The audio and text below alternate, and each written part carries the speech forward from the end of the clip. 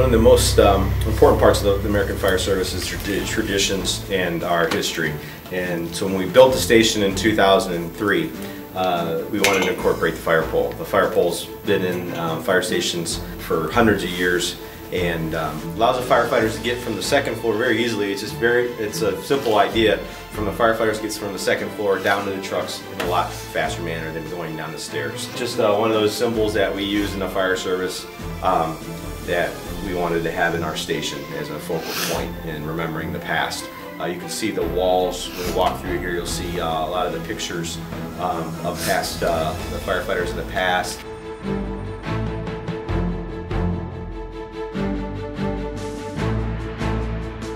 We're here for 24 hours. We start at 8 o'clock in the morning.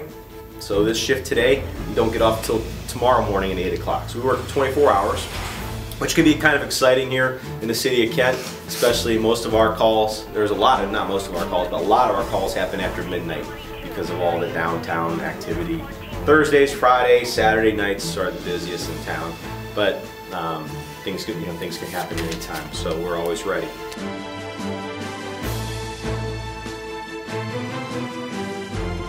This is our administrative office.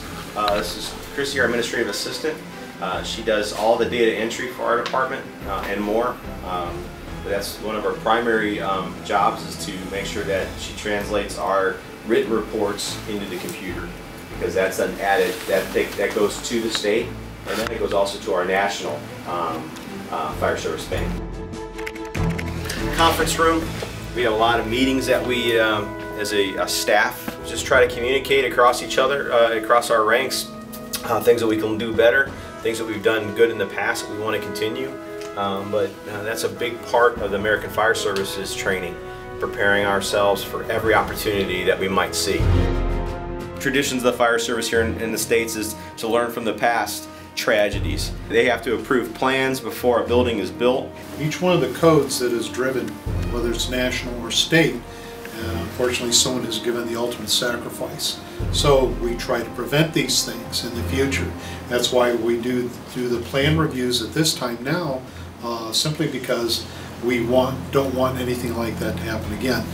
The other big thing that we do, especially in this office, once they're built, I do an inspection and I maintain their safety factor. We do education for senior citizens, for schools. In October is Fire Safety Month. Specifically starts on the 7th, which is a Sunday this year. And that's the folklore of Fire Prevention Week in the United States, was back from the Great Chicago Fire, when Mrs. O'Leary's cow kicked over the lantern and burned down the entire city of Chicago, because it was made largely of wood. Well, ever since that time, the President of the United States deemed that week Fire Prevention Week. So we go to all the schools, make sure all the kids get educated.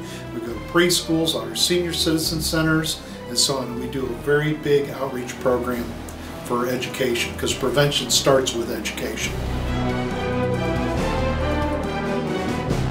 We've had 4 firefighters lost in the line of duty. That means they died because of their job. Most recently we lost Don Beckett. It was last year in October, and we lost Don to cancer that he received from the job. And he was only 53 years old. So we're coming up on that anniversary, but we've also lost 3 other firefighters throughout the years. And so that's part of the tradition too, is remembering the past and the lives lost and those that dedicated themselves before us. So this is the gear of one of our firefighters, our lost firefighters. This is firefighter Paul Mellick was at a house fire and ended up having a heart attack.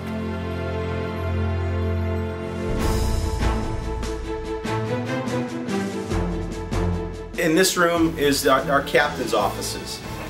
Each shift is run by a captain. I'm a lieutenant, so I'm underneath the captain. When the captain's off, I'm in charge. But so we have one person that's always in charge of the shift, and that's the fire captain. And these are this is each of their individual desks. We've got 34 full-time employees. We have 10 shifts of firefighters. Each shift has a captain, a lieutenant, and 8 firefighters.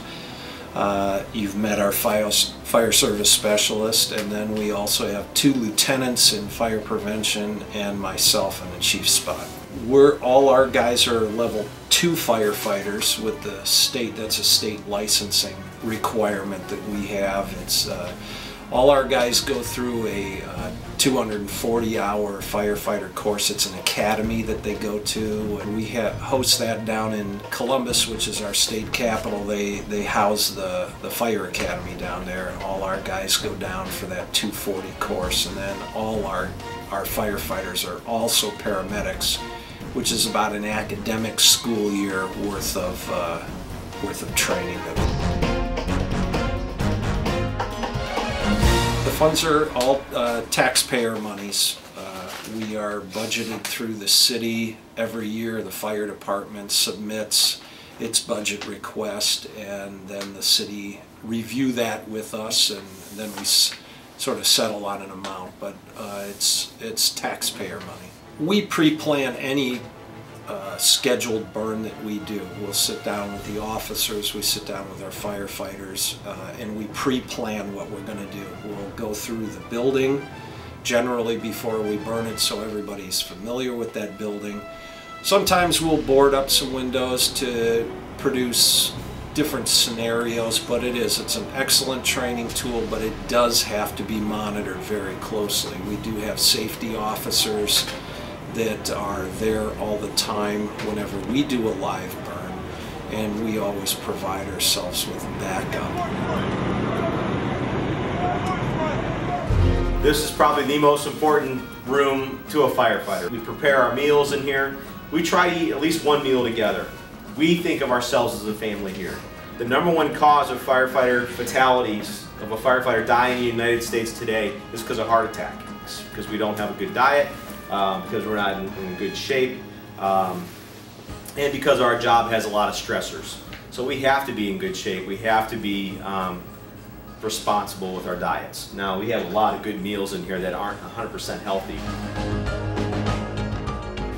Being in shape and having good fitness, being healthy is very important to us. So this room, when we built the station, was one of the most important rooms to design and make sure that we outfitted. We have over $30,000 worth of equipment in here that the firefighters obviously can use, but any city employee, so any of the police officers, dispatchers, anybody that works for the city can also come up here and exercise, which is really good. We have 11 bunks in this station. Obviously we don't have that many people working a day, but there is times where we have extra man staffing in. As a firefighter, I know that at some point I'm going to make my own bed. We have our own bedding, but I might never see that bed again at that night. There's some nights we're up all night long. A lot of nights we're up a few times. If you get a good few hours with uninterrupted sleep, you count yourself very lucky. This is just one of our boards that we have here. We have obviously pictures of us doing different things around the station. This is our firefighter that we lost last year, Don, his wife Heidi. The fire department bought them a trip down to New Orleans to see the Ohio State Buckeyes play. And then just thank you cards for people that we help. Up here we have our living quarters. This is what we use after we get around about 5 o'clock in the afternoon. We all once we have dinner, we'll come up here. Obviously we have the TV to sit around and watch TV if we'd like. We have chairs to relax. A lot of times the guys will come up here and read. We also have a laundry room up here. Most of us keep all of us should keep our uniforms here. We clean our uniforms here. Sometimes we're exposed to chemicals, we're exposed to blood.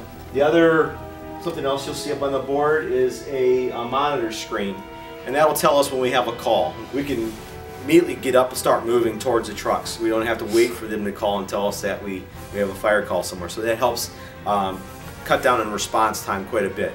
Just like this fire pole does, so does that. And we want to be in the trucks. Once the dispatch tells us we have a need for service, either EMS or fire, we have to be in the trucks and out the door within a minute.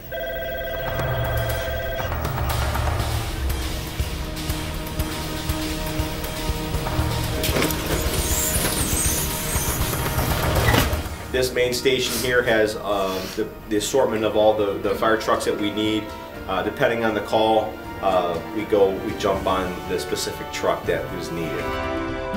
Our trucks in the city of Kent are yellow. And that's a result of a study back in the 1970s that showed that people, while they're driving on the roadway, saw the color yellow and recognized that a lot sooner than they saw the color red. And at nighttime, it's more important because red turns dark and black at night, where yellow still maintains that luminescent color. This is the truck that we take on rescue calls and motor vehicle accidents, crashes. And on this truck, one of the things that we don't have in any other truck is extrication equipment, or the jaws of life. And these are hydraulic power tools to open up doors in the cars, to cut open doors, to cut off roofs of cars, to get to people that are trapped inside the cars. This is our fire engine, or a pumper truck. This is what delivers the water through our hose lines. The firefighters take the nozzle, take the hose into the building. Every time we have a fire, there's somebody working these gauges and working these levers to make sure that we get the water fast and efficiently to the fire crew, so we can put the fire out as quick as possible. This is the back of our ambulance or med unit or rescue squad. In the United States, most of the fire departments are also our emergency medical services. So we're not just firefighters, we're also trained as paramedics. This is our dive truck, our dive rescue truck. So anybody, if there's a drowning, a water rescue, anywhere in our county or in our region, we respond with divers. We have 2 ladder trucks here in the city of Kent. This ladder truck goes up to 105, or almost 100 feet. That truck is 65. We use those ladder trucks to get people out of high-rise buildings, to also throw water down. Continuing with the tradition of the fire service, this is one of our older fire trucks that we obtained that was in a barn for many, many years. It's a 1939 fire truck. All the ladders on it are the original ladders. So we're in the process of restoring it, repainting it, getting it to look like it did back in the 1930s, and we're going to use it as a parade truck.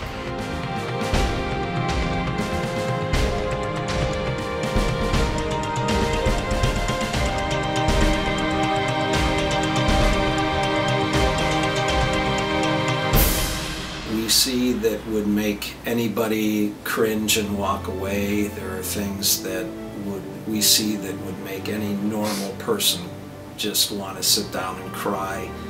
There are things that we see that you just can't help but laugh every now and then.